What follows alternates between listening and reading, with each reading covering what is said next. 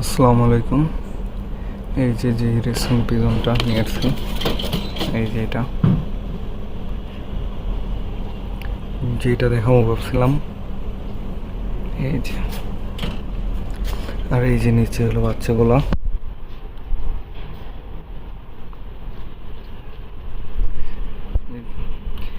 আমার এই রেসারটা নিয়ে একটু কনফিউজড আছে। এটা আমি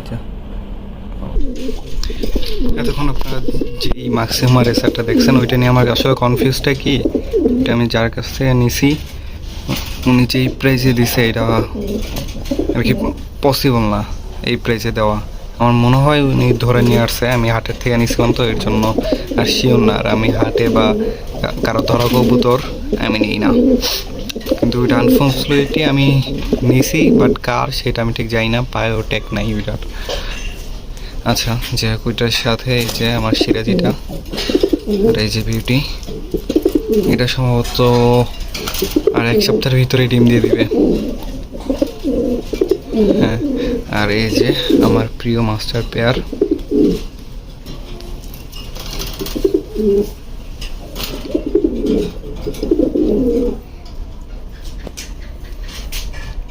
আমার এই নটটা প্রথম আমার এই নটটা সেট আপ করাটা অনেক কষ্ট হয়েছে। প্রথম একেবারেই ডাকে নাই। আচ্ছা, এই যে আমার একটা এই যে পাঞ্জা মাদিটা ডিম নিয়ে বসে আছে। এই যে আমার পাকিস্তানি নোর, আর এই যে আমার ঘরের রেসারের মাদি, এই যে বাচ্চা।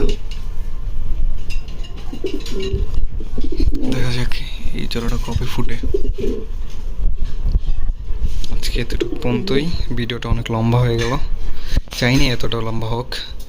আচ্ছা, আল্লাহ হাফেজ।